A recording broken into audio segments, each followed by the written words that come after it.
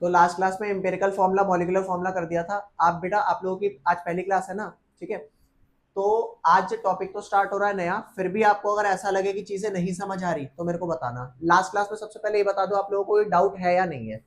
Last class का कोई भी डाउट नहीं, पक्का कंफर्म मान लू। 1 मोल बड़ा नंबर था छोटा नंबर था? 1 मोल एक बड़ा नंबर था। नंबर ऑफ मोल्स का क्या फॉर्मूला था? Given mass by molar mass. और मोलर मास हर चीज के अलग अलग आएगा या सेम आएगा? मोलर मास हर चीज का अलग अलग आएगा। तो बेटा आज का जो सेकंड टॉपिक है ना, वो सेकंड टॉपिक है आपका, टॉपिक 2 है आपका क्या? स्टोइशियोमेट्रिक, स्टोइशियोमेट्रिक कैलकुलेशन, ये आज के टॉपिक का नाम है। और ये टॉपिक बेसिकली कहता क्या है? ये सिंपली यूनिटरी मेथड है, ठीक है। अब यूनिटरी मेथड क्या होता है, यहाँ ध्यान देना। सबसे पहले इसे लेमैन लैंग्वेज में समझते हैं। मान लो बच्चों आप भंडारा करने जा रहे हो और उस भंडारे में आपने ये डिसाइड किया कि सबसे पहले ये होता है ना, हम बच्चों को कुछ ना कुछ बांटते हैं, लोगों को शुरुआती में कुछ देते हैं। तो मैंने एक एग्जांपल लिया क्या, कि 4 रोटी के साथ 1 कटोरी सब्जी बांटूंगा। क्या? 4 रोटी और 1 कटोरी सब्जी हर आदमी को दूंगा, बाद में मांग ले वो एक अलग बात है, ठीक है। लेकिन मैंने ये प्रपोर्शन सोचा उनको देने के लिए।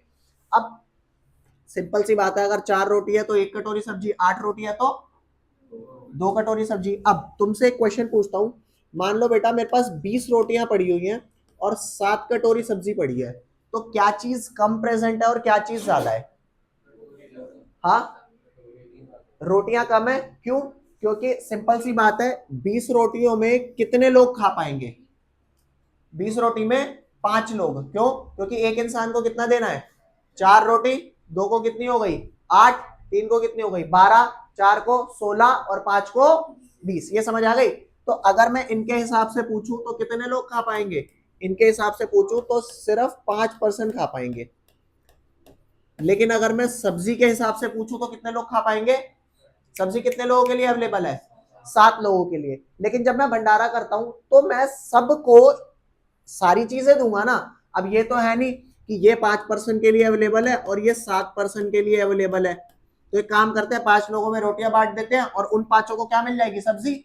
और एंड में जब रोटियां हमारी खत्म हो जाएंगी, आओ बेटा फर्स्ट क्लास है आज, बैठो बैठो बैठो, इधर ही बैठो, बैठो आगे, ये लो। ठीक है, तो यहां ध्यान देना बेटा। भाई जब मैंने 5 लोगों को रोटियां बांटी तो रोटियां तो हो गई 0, ठीक है। और जब 5 लोगों को रोटियां मैंने बांटी होंगी तो 5 कटोरी सब्जी खत्म हो चुकी होगी। और कितनी अभी बची होगी? 2 कटोरी सब्जी बची होगी। तो चेक करना नंबर इसका क्या था? कम। अरे भैया इसके हिसाब से नंबर तो कम था, लेकिन फिर भी ज्यादा क्या पड़ा है मेरे पास? सब्जी। ज्यादा क्या पड़ी है मेरे पास?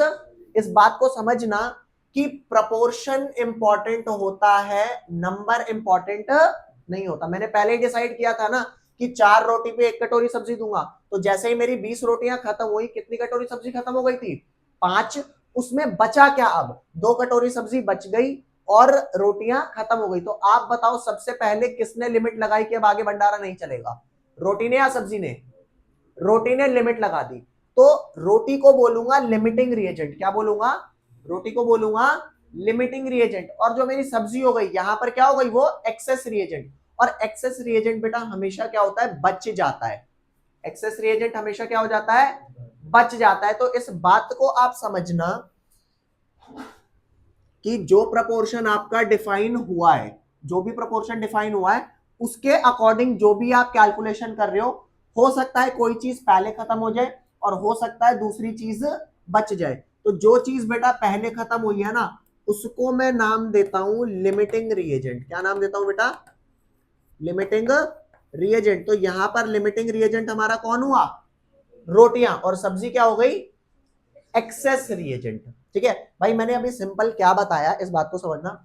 मैंने भंडारा करना था, 4 रोटी और 1 कटोरी सब्जी हर आदमी को देनी थी। मेरे पास अवेलेबल थी 20 रोटियां और 7 कटोरी सब्जी। तो क्या चीज जल्दी खत्म होगी? ये वाली चीज अवेलेबल है 5 लोगों के लिए और ये अवेलेबल है 7 लोगों के लिए। तो अल्टीमेटली खाना कितने लोग खा पाएंगे? 5 लोग। क्यों? क्योंकि 5 लोगों को देते ही रोटियां खत्म और सब्जी बची हुई है। अब ये नहीं कर सकते कि भाई लो एक काम करो, ये सब्जी बची है सिर्फ ये ले जाओ। ये एटिकेट्स में तो नहीं है ना, तो बस ये वाली बात आपने समझी।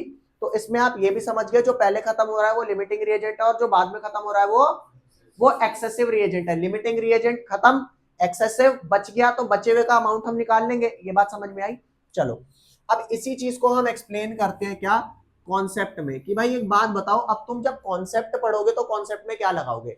लास्ट क्लास में हमने एलिमेंट्स तो पढ़े ही थे, जैसे CH4 से मिलाता हूं तो क्या बनता है हमारा, मीथेन। ठीक है, मीथेन की रिएक्शन अगर मैं ऑक्सीजन से बेटा कराता हूं, किससे, ऑक्सीजन से, तो होगा क्या, ये बनेगा CO2 और प्लस क्या बनेगा, H2O। तो एक काम करते हैं, रिएक्शन बैलेंस कर लेते हैं, 2 वाटर और यहाँ पे 2 O2, बैलेंस हो गई। अब कार्बन का मास बेटा हमने कितना सीखा है, कार्बन का मास कितना होता है 12 ग्राम, हाइड्रोजन का कितना होता है 1 ग्राम, ऑक्सीजन का कितना होता है 16 ग्राम। ये तो इनके एटॉमिक मासेस होते हैं ना। तो अब यहां ध्यान देना, CH4 का मास कितना आया भैया, CH4 का क्या मास आया, कार्बन 12 प्लस 4 हाइड्रोजन कितना आया बेटा 16 ग्राम। उसके बाद ऑक्सीजन का कितना आएगा, चेक करना कितने O है मेरे पास, O2 2 है, O कितने हुए 4, तो 4 O का कितना आ जाएगा 16 है ना, तो 16 4 जा 64। अब बताओ CO2 का कितना आएगा, कार्बन 12 और O2 है ना, तो 16 2 जा 32 और 12 कितना 44 ग्राम। अब यहां बताओ वाटर कितना हो गया इस हिसाब से, H2 है इसके अंदर, पहले ये काउंट कर लो, H2 है और O 1 है, तो 2 प्लस 16 18 आया।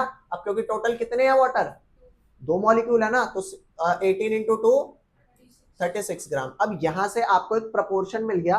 प्रोपोर्शन क्या है, इस प्रोपोर्शन को समझना बेटा, अगर ये बात समझ ली तो आज का टॉपिक समझ में आ जाएगा। Is that clear. तो यहां पर ध्यान देना, सबसे पहला क्या है आपका, कि अगर मान लो मैं इन दो की बात कर रहा हूं तो सिर्फ इन दो की करूंगा, अगर इन दो की कर रहा हूं तो सिर्फ इन दो की करूंगा, अगर इन दो की बात कर रहा हूं तो सिर्फ इन दो की। मतलब अगर आप किसी को कंसीडर कर रहे हो ना, तो कंसीडर करो 2 एट अ टाइम।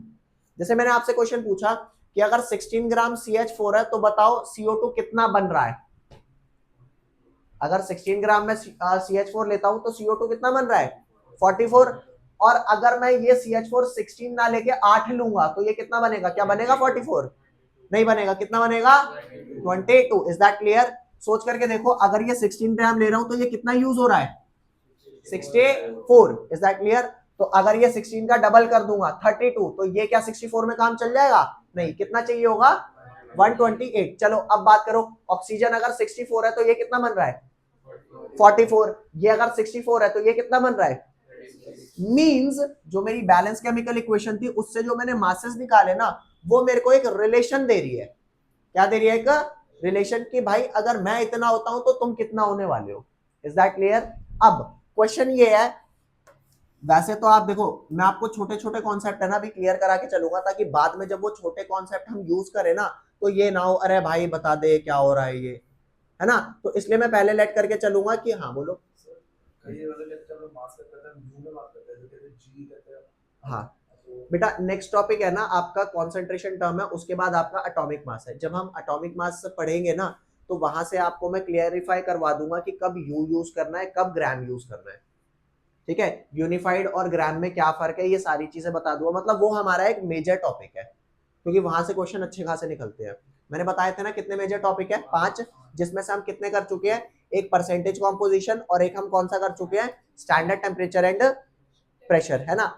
नेक्स्ट हम कर रहे हैं कौन सा, स्टोइशियोमेट्रिक कैलकुलेशन, मींस इस वाले का नाम हमारा लिमिटिंग रिएजेंट भी बोलते हैं इसको। ठीक है, तो अभी बस आप मेरे को ये बताओ कि आपको ये वाली बात समझ में आई कि नहीं आई।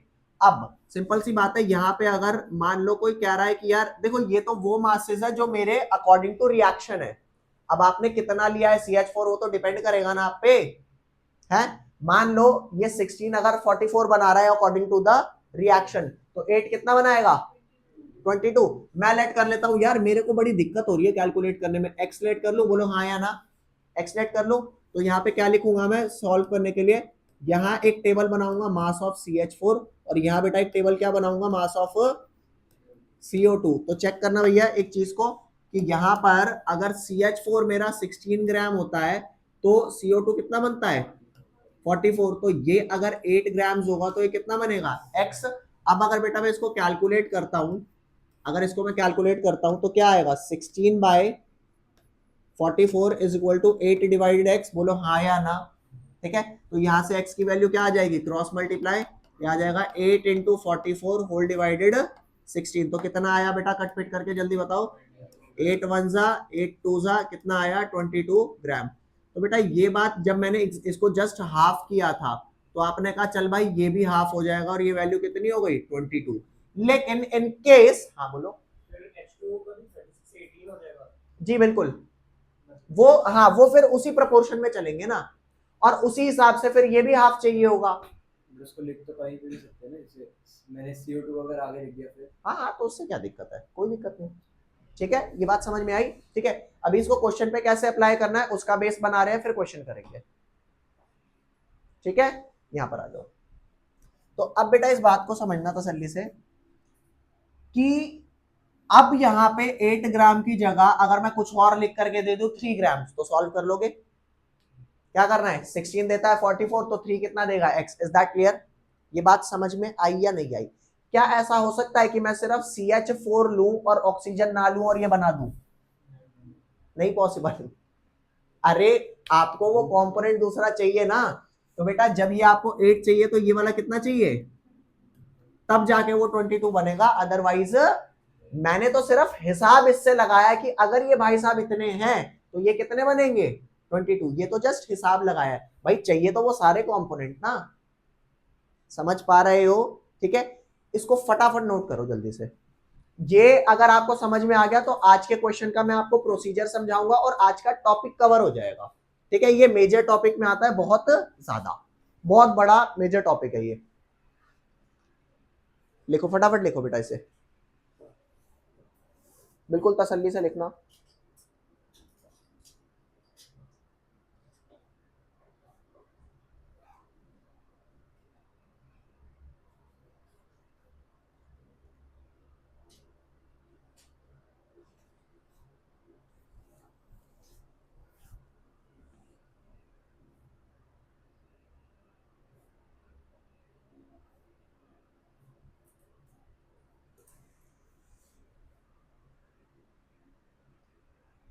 और लिखते वक्त आप लोगों को कोई चीज ना समझ आए ना तो बताना, ठीक है? बिल्कुल टेंशन नहीं लेना कि पूछूं या ना पूछूं, बताएगा नहीं बताएगा। ठीक है, आपने से पहली क्लास कितने की है, एक आपकी है, आपकी और बस 2 जनों की। बुकलेट मिल गई ना दोनों को? ठीक है, आप ये लो।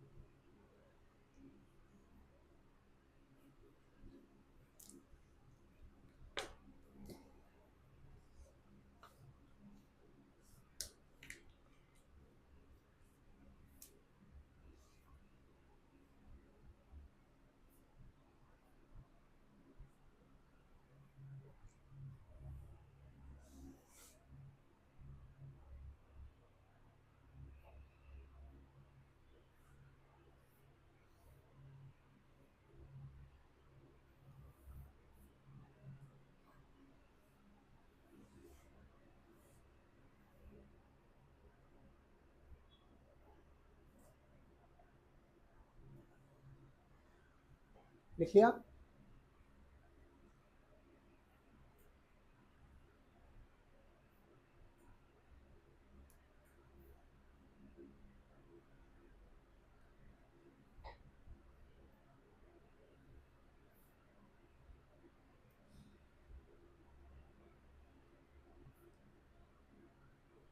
हो गया बच्चों? हटा दूं? डन, चलो।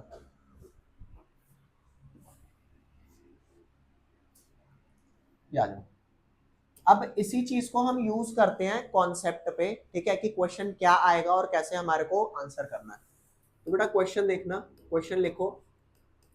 you are provided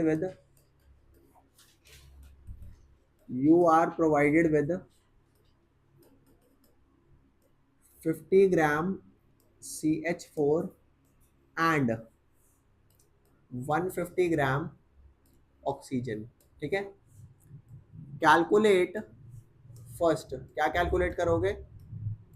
mass of CO2 formed. पहले क्या कैलकुलेट करना है बेटा? Mass of CO2 formed. Second क्या कैलकुलेट करना है? लिमिटिंग रिएजेंट कौन सा है? सेकंड क्या कैलकुलेट करना है? लिमिटिंग रिएजेंट कौन सा है? थर्ड क्या कैलकुलेट करना है बेटा? मास ऑफ एक्सेसिव रिएजेंट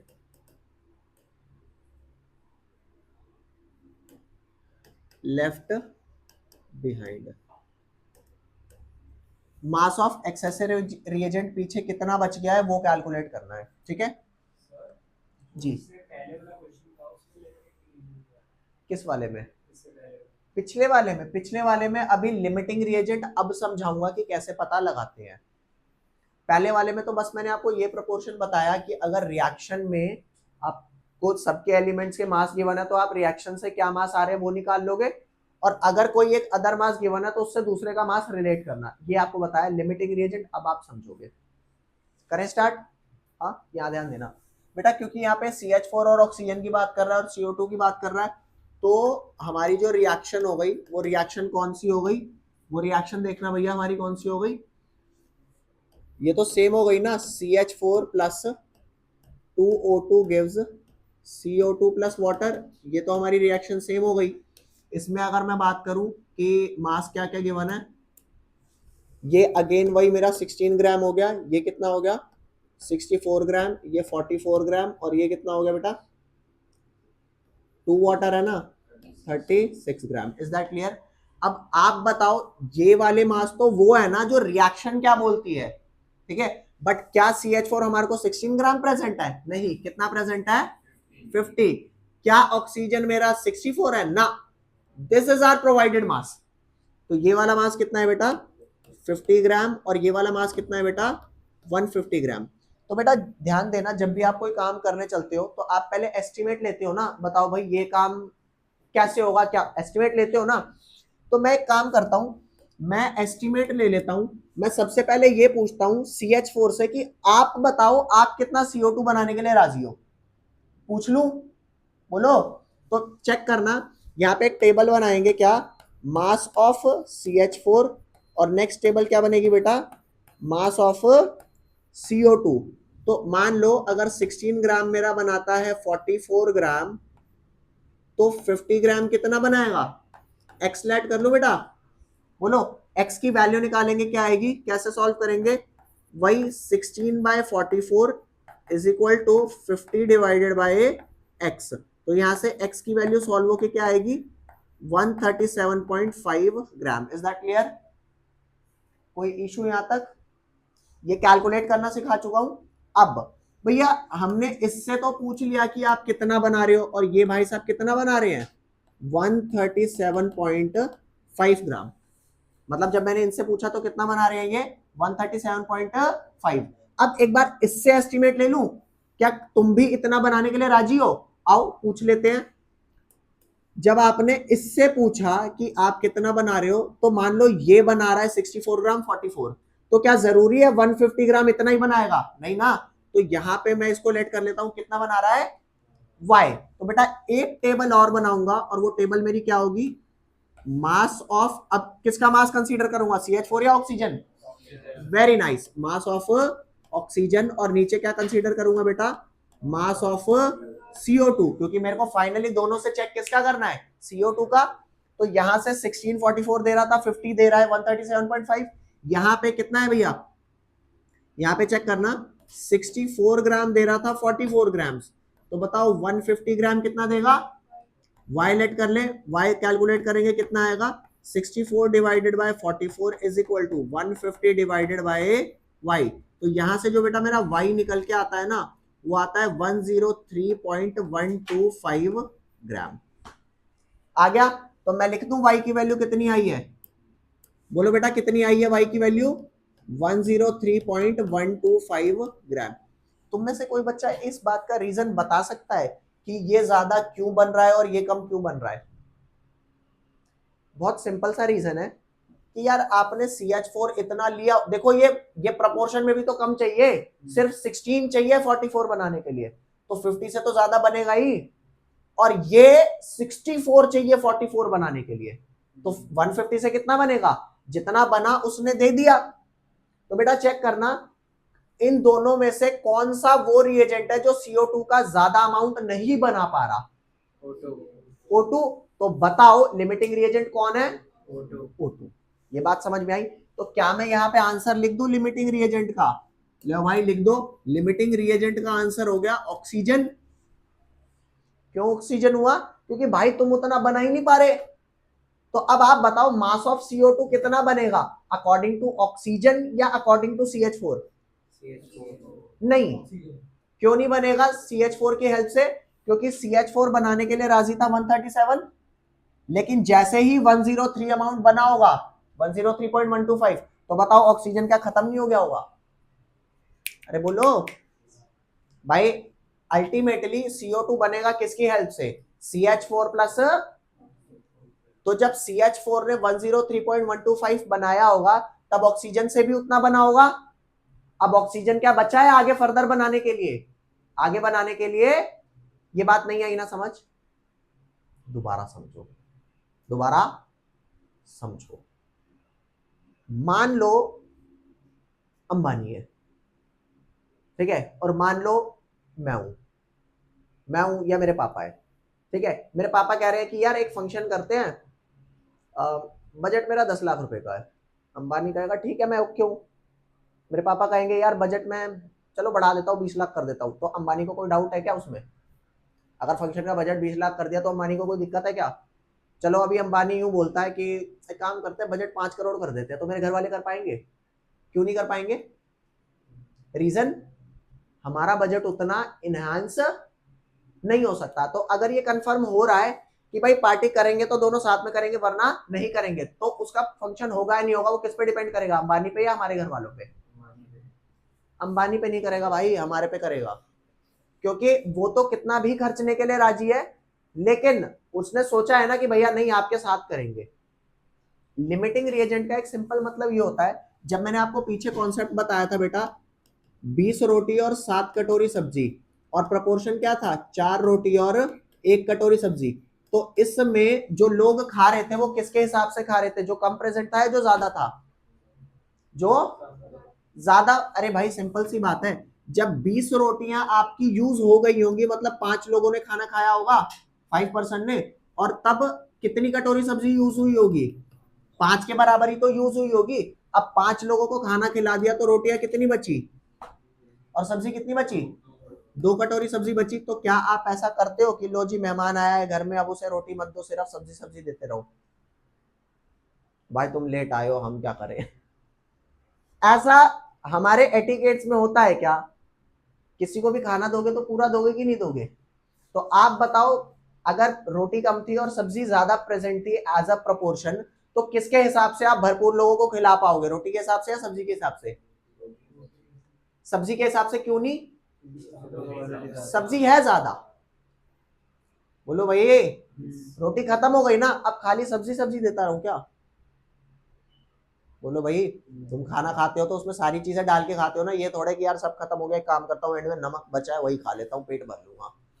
भूख लगती है तो कुछ भी अच्छा लगता है तो क्या नमक खा लूं, घर में नमक बचा है नमक खा लो, मिर्च बची रहेगी मिर्च खा लोगे, मिर्च खा के पेट भर जाएगा? नहीं भरेगा ना। तो आप बात समझना, यहाँ पे कौन सी चीज CO2 को ज्यादा बनाने के लिए अवेलेबल है? CH4 बनाने की औकात कितनी रख रहा है फिलहाल, जितना प्रेजेंट है 137, लेकिन O2 जितना प्रेजेंट है वो कितने बनाने की औकात रख रहा है? 103। अरे बनना तो दोनों की हेल्प से है ना भाई, जब दोनों यूज होंगे तभी तो बनेगा। तो जब ये भाई सब बना रहे होंगे 103.125, क्योंकि ये तो आगे भी बनाने के लिए रेडी है, जब इन्होंने 103.125 बनाया होगा तो ये तो खत्म हो गया होगा ना ऑक्सीजन, क्योंकि ऑक्सीजन की तो लास्ट लिमिट ही 103.125 थी। अब ऑक्सीजन का अमाउंट 150 खत्म हो गया, अब ये तो बचा नहीं, तो CH4 क्या अकेला CO2 बना सकता है? नहीं बना सकता ना। तो मास ऑफ CO2 फॉर्म्ड कितना होगा? 137.5 या 103.125? 103 बेटा इसमें हो सकता है आप लोगों को दिक्कत फेस हो रही हो, जब तक आप लोग क्लियर ना हो आगे मत बढ़ो। आज की क्लास का टॉपिक है कि आपको ये चीज समझ में आए कि इस कैलकुलेशन को कैसे लेके चलना है। बेटा समझना, यहाँ पे बहुत सारे मासेस लिखनी है। जो छोटा है वो बेटा वही चीज मैंने समझाई, यहाँ पे 20 ज्यादा था नंबर में और 7 कम था, फिर क्या कम पड़ा हमारे को? 20 कम पड़ा ना, तो इससे नहीं बता सकते।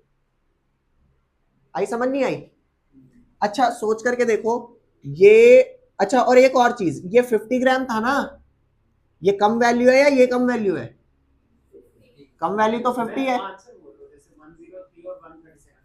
अच्छा हाँ ये बिल्कुल सही बात है आपकी, जो छोटा है वो हमारा फाइनल प्रोडक्ट फॉर्म होने वाला है। क्यों? क्योंकि वो हमारी लोअर लिमिट हो गई ना, अपर वाला तो ज्यादा ज्यादा कुछ भी बना रहा है। तो मास ऑफ CO2 फॉर्म कितना हो गया? 103.125 ग्राम। अब एक बात बताओ, अगर 103.125 ग्राम ही बचना है तो इस टाइम तक ऑक्सीजन तो पूरा खत्म हो गया, तो एक्सेस में कौन बचा होगा बेटा? Very nice. क्या CH4 का सारा 50 यूज हो गया होगा? नहीं, गलती से भी नहीं। तो अब मैं आपको ये बताता हूं कि मेरे थर्ड पार्ट, पहले ये बताओ ये वाली बात क्लियर है या नहीं है? पक्का कर दे, डन, लॉक। अब ये वाली बात बताओ, ये वाली बात क्लियर है कि नहीं है? ये वाली बात भी क्लियर है। अब चेक करते हैं ये कैसे निकालूं कि एक्सेसिव रिएजेंट कितना बचा है। तो बेटा पहली बात, अगर ऑक्सीजन लिमिटिंग रिएजेंट है तो एक्सेस क्या बचा होगा? Very nice. तो एक बार और एक टेबल ऐसा बनाएंगे CH4 का। तो यहां ध्यान देना बेटा, एक टेबल बनाओ अगेन थर्ड पार्ट निकालने के लिए। अरे ऐसे मत कर यार। हाँ जी मैम, ऑनलाइन आज कोई नहीं है, नहीं आज ऑनलाइन नहीं है मैम, नहीं है।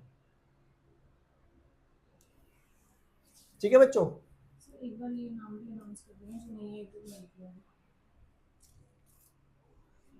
एशना है, गुरनूर, गुरनूर नहीं है, अंगद, अंगद है, मनित, ठीक है, अक्षज, ठीक है, वेदांत, वेदांत है, जैसलिन, ठीक है, नूर, नूर भी नहीं है और गुरनूर भी नहीं है, साहिल, ठीक है, प्रथम, प्रथम पिछली बार ऑनलाइन था वो भी नहीं है,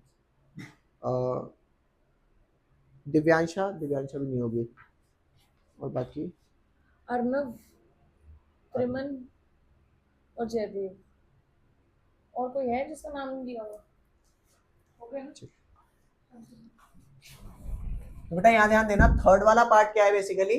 थर्ड वाला पार्ट ये है आपको ये समझाने के लिए कि भैया एक्सेसिव कितना बचा है। आपने पता लगा लिया कौन सा एक्सेसिव है? CH4 is excessive. तो बेटा एक काम करते हैं, एक टेबल और बनाते हैं। अरे ऐसा मत कर यार,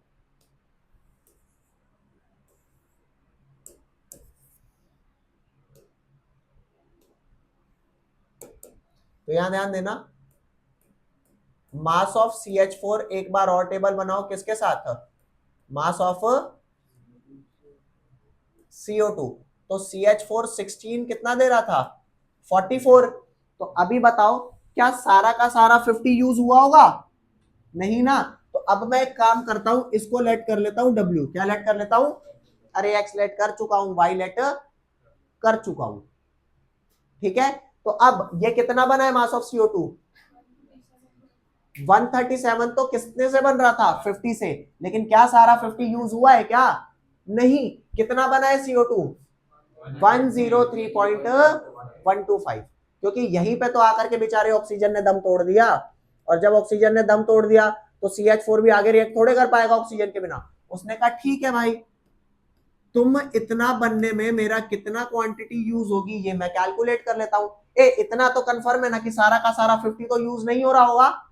इज दैट क्लियर? क्योंकि 50 कितना बना रहा था? 137.5। तो इस बात को समझो बेटा, यहां पर अब मैं इसको सॉल्व करता हूं, यहाँ पे W बाय 103.125 आएगा। तो यहाँ से जब आप क्रॉस मल्टीप्लाई से W सॉल्व करोगे तो आपका जो मास आएगा वो कितना आएगा, वो मास आएगा आपका 37.5 ग्राम।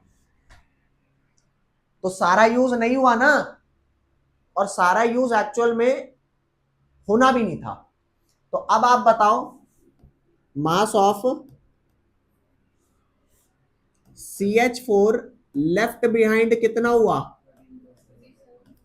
बस मेरे को एक बात बता दे भैया, कितने से माइनस करूं 37.5 को कि लेफ्ट बिहाइंड आ जाए। कोई ऐसा तो नहीं है काका जो बोल रहा है इसमें से माइनस करो या इसमें से करो या इसमें से, इतने सारे मास है उसे ही क्यों चुना, इतने सारे मास हैं उसको ही क्यों चुना, ये बात में कोई दिक्कत। बोलो बेटा 50 में से माइनस करेंगे तो 50 माइनस 37.5 तो कितना बचा बेटा 12.5 ग्राम। अब आप बताओ आपको समझ आया कि नहीं आया, सच्ची सच्ची बताना, टॉपिक क्लियर है। हाँ, इसको एक बार दोबारा बता देता हूं आपको। गिवन होगा उन उन रिएक्टेंट का मास जो जितने जितने लिए हैं। क्या ये वाले मास मेरे को याद रखने हैं, नहीं, ये हम रिएक्शन से निकालेंगे। और क्या मेरे को एटॉमिक मास याद करने होते हैं कि कार्बन का कितना है हाइड्रोजन का कितना है, नहीं, वो बात अलग है कि मेरे को वो याद हो जाते हैं, सिर्फ कुछ ही एलिमेंट के तो याद होंगे। मैं आपसे पूछूं ब्रोमीन का कितना है बता दोगे, नहीं पता। आयोडीन का कितना है बता दोगे, नहीं पता। लेकिन कार्बन हाइड्रोजन नाइट्रोजन ये बार बार यूज करेंगे और ये बता देंगे। एटॉमिक मास याद नहीं करने। अगर आपको एक एक एलिमेंट का एटॉमिक मास पता होगा तो ये वाली चीज निकाल लोगे। Is that clear. अब ये पता होने के बाद ये चीज आपको प्रोवाइड करी जाएगी। ये वाले मास क्या किए जाएंगे बेटा, प्रोवाइड करे जाएंगे। एक बार अब जिसका भी पूछ रहा है, जरूरी थोड़े है वो CO2 का ही पूछेगा, वो ये भी पूछ सकता है वाटर का कितना बना, calculate the mass of water form, calculate which one is the limiting reagent, calculate the mass of excessive reagent left behind. तो फिलहाल मैंने कौन सा चुना था, CO2 के हिसाब से कैलकुलेशन करना, ठीक है कर लो, समझ गए। तो यहां ध्यान देना, मेरे को ये जो भी अमाउंट गिवन था मैंने दोनों से एक बार इसकी हेल्प से इसकी वैल्यू निकाली, एक बार इसकी हेल्प से इसकी वैल्यू निकाली। Is that clear. और जब दोनों की हेल्प से मैंने दोनों की वैल्यू निकाल ली तो जो कम बना रहा था वो मेरा मास ऑफ प्रोडक्ट फॉर्म्ड होगा, क्योंकि जो कम बना रहा था वो एक्चुअल में कम होगा ना। ये सच्ची सच्ची बताओ अगर 150 की जगह ये 300 ले लेता तो जितना बना है उसका डबल आ रहा होता, 206.250 आ रहा होता। तो उस केस में कौन सा लिमिटिंग रिएजेंट हो जाता, तो वो हमारे हाथ में है ना भाई, ज्यादा ले ले क्या दिक्कत है। Is that clear. तो कुल मिला के फिलहाल के हिसाब से चलते हैं, ये कम प्रेजेंट है तो ठीक है, मास ऑफ CO2 फॉर्म हमारा कम वाला हो गया और लिमिटिंग रिएजेंट इस हिसाब से ऑक्सीजन हो गया। हाथ खड़े कर दिए इसने, नहीं भाई मैं इससे ज्यादा नहीं बना सकता। अब अगर ये मेरा बेटा लिमिटिंग रिएजेंट है तो वो क्या है, एक्सेसिव रिएजेंट। अब एक्सेसिव रिएजेंट के लिए एक टेबल और बनाओ। अब ये बात तो कंफर्म है 50 सारा तो यूज हुआ नहीं होगा, तो कितना यूज हुआ है उसको मैं लेट कर लेता हूं W। एक्स और वाई क्यों नहीं किया, क्योंकि एक क्वेश्चन में एक वेरिएबल की दो वैल्यू नहीं कंसीडर हो सकती, तो यहाँ पे W लेट किया और बना कितना, बना तो इतना, तो कितना यूज जाइए वो निकाल लिया। और लेफ्ट बिहाइंड कितना आ जाएगा, जितना यूज हुआ है उसको माइनस करो किसमें से, जितना इनिशियली प्रेजेंट था। Is that clear. बेटा फटाफट नोट करेंगे इसको, फटाफट नोट करेंगे। और बीच में अब भी अगर आपको ये लगे कि यार मेरे को ये चीज नहीं समझ आई, डू लेट मी नो, ठीक है।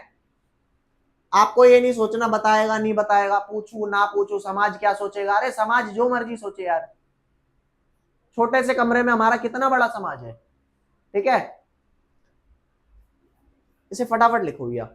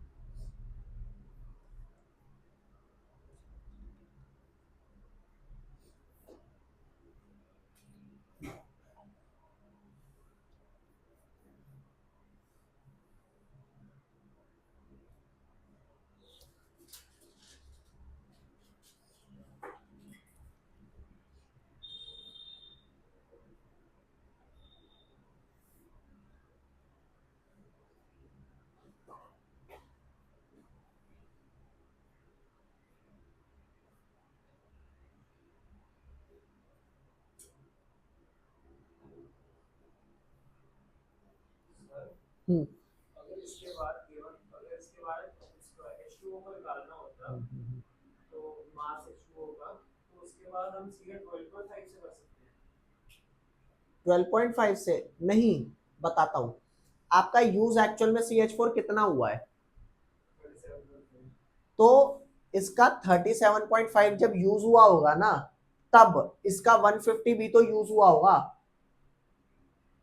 क्योंकि अल्टीमेटली जो आप वाटर भी बना रहे हो वो इनकी हेल्प से ही तो बना रहे हो। मींस मान करके चलना, अब इस कॉम्पोजिशन के साथ इसका 37.5 से ज्यादा यूज होना पॉसिबल है ही नहीं। बताओ क्यों नहीं पॉसिबल है? क्योंकि एज सुन एज ये 37.5 यूज हुआ होगा, ये 103.125 बन चुका होगा, और इसकी हेल्प से भी ये 103.125 बन चुका होगा ना, तो O2 तो खत्म हो गया। अब रिएक्शन का आगे प्रोसीड होना मुश्किल है। समझ गए बात? ठीक है बच्चों, आपको एक सिंपल सी बात बताता हूं। सपोज आप मान करके चलो हमारे देश में जो बड़े बड़े ब्रेन्स है, देश वही चला रहे होते हैं, ये बात मानते हो? अरे बोलो। प्रधानमंत्री है, मंत्री हैं, बहुत सारे IAS है, ये जितने लोग हैं बड़े बड़े पढ़े लिखे हैं, डॉक्टर्स हैं, इंजीनियर हैं, मान लो अपना दिमाग दे के देश तो यही चला रहे हैं, लेकिन क्या विदाउट लेबर आप काम कर सकते हो? तो लेबर की वैल्यू होनी चाहिए या नहीं होनी चाहिए? हाँ, लेकिन क्या होती है उनकी वैल्यू? देखो, उनकी वैल्यू है या नहीं है समाज की नजरों में, लेकिन क्या उनके बिना काम चल सकता है? क्या नहीं चल सकता ना। तो समझो, आप कैलकुलेट किसी एक के हिसाब से उसकी वैल्यू कर रहे हो, लेकिन चाहिए तो दूसरा वाला भी, क्योंकि रिएक्शन तो एज अ होल रिएक्ट कर रही है ना। ऑक्सीजन ही नहीं रहेगा तो आप CH4 में C का CO2 और H का H2O बना लोगे? ये बात समझ में आ रही है? तो जो ये यूज हो रहे होते हैं ना, ये आपस में साथ साथ रिएक्ट करके अपना बना रहे होते हैं। अब जो पहले ड्रॉप हो जाता है, रिएक्शन रुक जाती है। तभी तो हम दूसरे जो पहले ड्रॉप हो जाता है उसको बोल देते हैं लिमिटिंग रिएजेंट, कि भाई आपने लिमिट लगाई। समझ रहे हो? लिखो फटाफट। यहां पे अगर मैं डिफाइन करूं व्हाट इज लिमिटिंग रिएजेंट, तो क्या है भैया limiting reagent?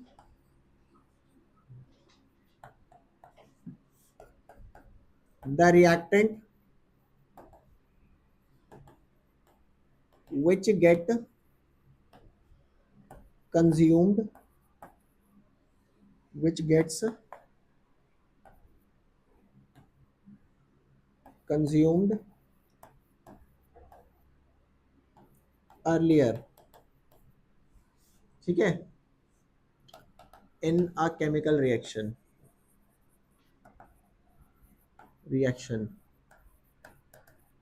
is called limiting reagent. Limiting reagent को बेटा अब हम LR बोला करेंगे। क्या बोला करेंगे? LR।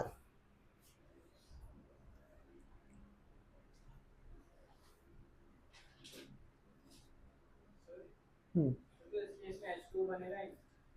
नहीं, वाटर बनेगा। जब CO2 बनेगा तो साथ में वाटर भी। जैसे बेटा आपने ये सारी कैलकुलेशन अभी CO2 के लिए करी ना, ये सारी कैलकुलेशन आप ऐसे भी कर सकते हो, mass of water form, limiting reagent, mass of excessive reagent left behind. तो मास ऑफ वाटर फॉर्म करना है तो 16 ग्राम 36 बना रहा है, 16 36 बना रहे हो तो 50 कितना बनाएगा, उसका मास आ जाएगा। ठीक है, मतलब ये सेम काम आप सबके लिए कर सकते हो, बट हम एट अ टाइम किसी दो को कंसीडर करते हैं। जैसे अभी यहाँ पे हमने CH4 CO2 को और O2 और CO2 को कंसीडर किया। ठीक है, अब बताओ यहां तक क्लियर है या नहीं है? चले आगे। आगे आओ, एक होमवर्क दूं? होमवर्क में लिखो। हाँ, आराम से लिखो।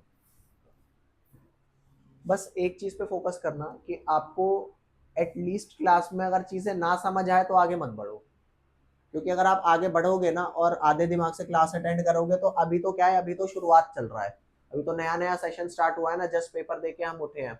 अभी कोर्स है ना, इकट्ठा होना चालू होगा और बाद में ज्यादा इकट्ठा हो जाएगा।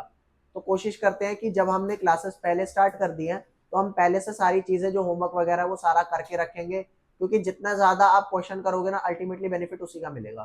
ठीक है, लिख लिया? चले आगे।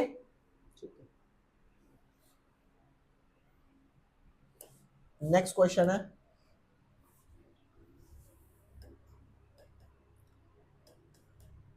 you are provided with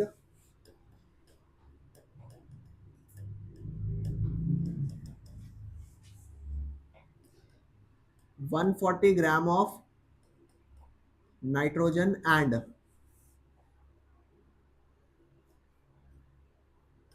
30 gram of hydrogen. Calculate mass of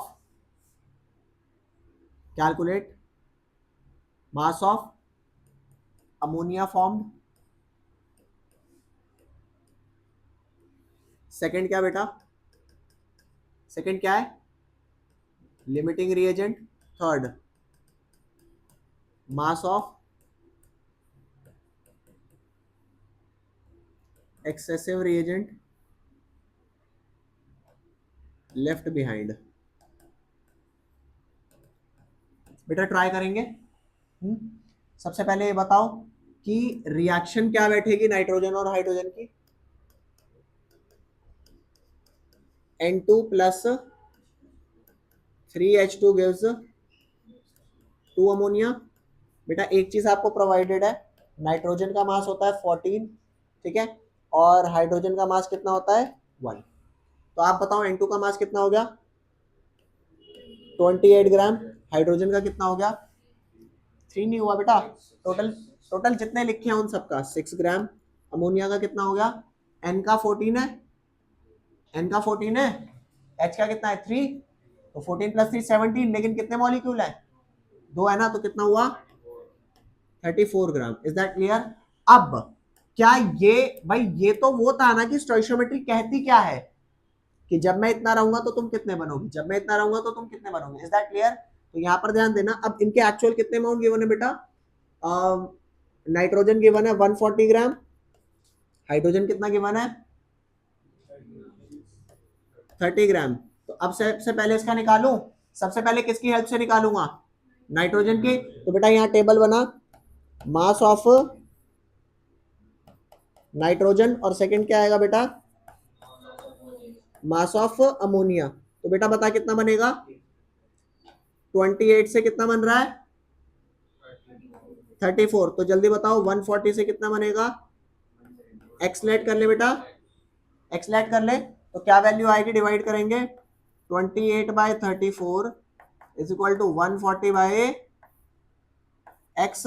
बताओ जी कितनी आई एक्स की वैल्यू? सॉल्व करेंगे कितना आएगा 1. Is that clear? कोई डाउट यहां तक?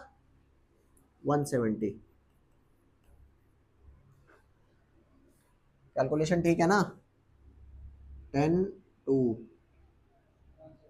हाँ क्लियर? चलो तो यहां से तो चलो लिख लेते भैया कि ठीक है यार आप तो 170 बना रहे हो. कितना बना रहे हो? 170 ग्राम बना रहे हो. बड़े मजे की बात है. आओ इससे पूछ ले भैया ये कितना बनाएगा. हाँ लो भैया ध्यान देना.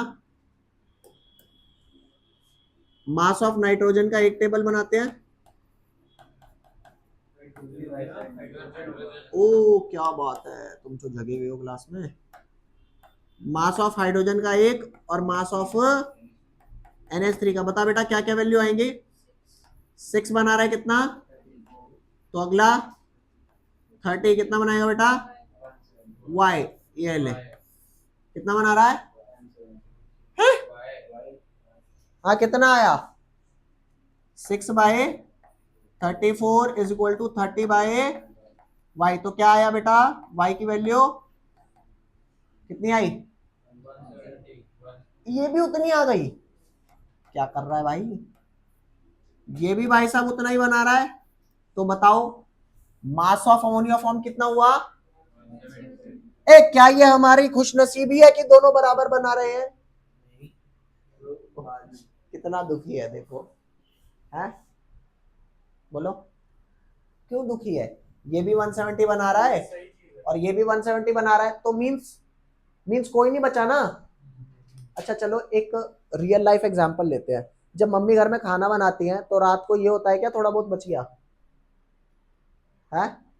जिस दिन घर में सारा खाना मम्मी ने जो बनाया वो सब खत्म हो गया तो उस दिन मम्मी के चेहरे पे अलग ही चमक नहीं होती. वासी नहीं बचा कुछ. अरे बोलो क्या कह रहे हो? हम ध्यान नहीं देते इन सब बातों पे.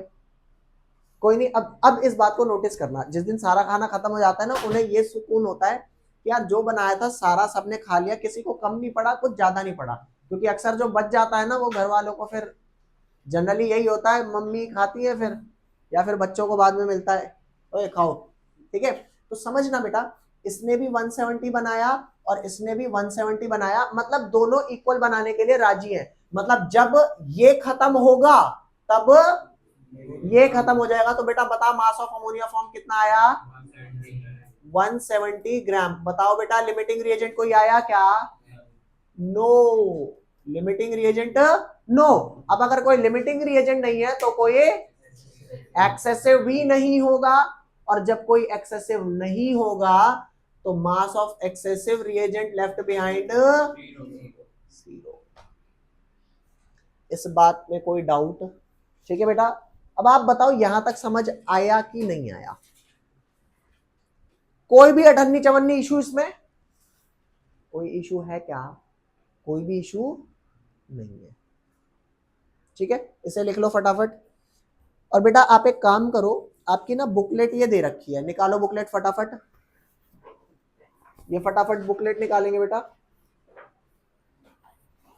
और इस बुकलेट में बेटा पेज नंबर 5 निकालेंगे। पेज नंबर 5,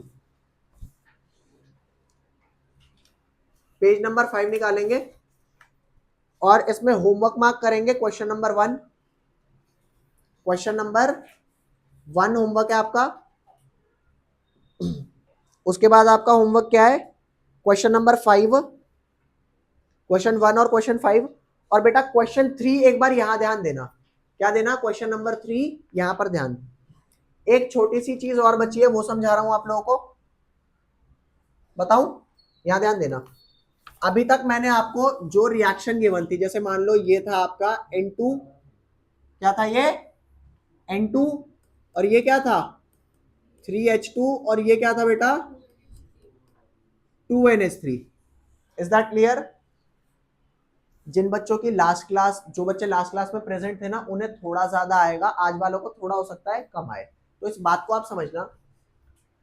अभी मैंने यहाँ पे मास से रिलेशन लगाया कि मास की वैल्यू लिख लो, मास की वैल्यू लिख लो, और मास की वैल्यू लिख लो, तो समझ आया आपको? तो मास वाले पार्ट में तो कोई दिक्कत नहीं। अब एक रिलेशन और बता रहा हूं बेटा, चेक करो, अगर यहां पे नाइट्रोजन का एक मॉलिक्यूल है, अरे बैलेंस केमिकल इक्वेशन में यहां क्या लिखा है? 1 ही तो लिखा है। तो अगर नाइट्रोजन का एक मॉलिक्यूल यूज हो रहा है तो हाइड्रोजन के कितने मॉलिक्यूल यूज होंगे? 3। समझ आई या नहीं आई? अरे बोलो, कोई इंसान अगर तुम्हारे को 2000 का नोट देता एक, तो तुम भी क्या उसे 500 का देते? एक बराबर। तूने मुझे एक नोट दिया, मैंने भी तुझे एक नोट दिया। नहीं, कितना देना पड़ेगा अपने को? अबे 2000 का नोट दिया था, 500 के कितने दोगे? ये थोड़ा है कि यार तू मुझे एक दे रहा, देख मैं कितना दरिया दिल इंसान हूं, मैं तुझे 4 दे रहा हूं।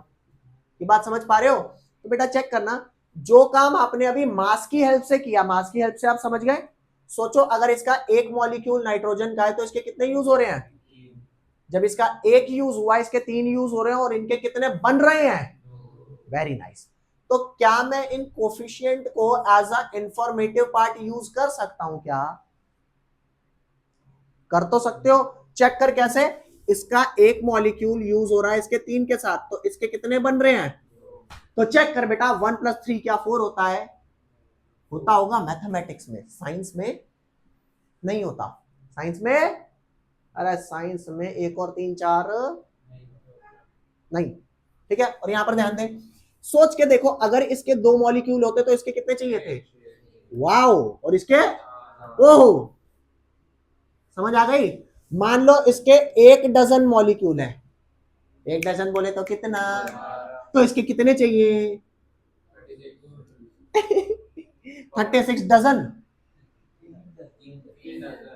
3 डजन। तो इसके कितने बनेंगे? ओ वेरी नाइस, वेरी नाइस। अबे ये बात समझ पा रहे हो?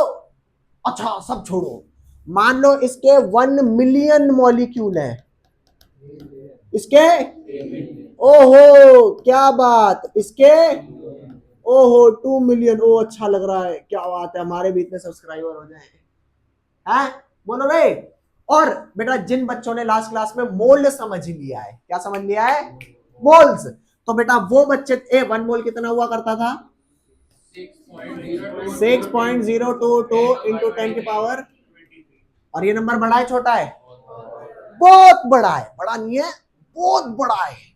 अगर इतने पैसे हमें मिल जाए तो बस फिर तो मैं तो जा रहा हूँ ट्यूशन छोड़ के।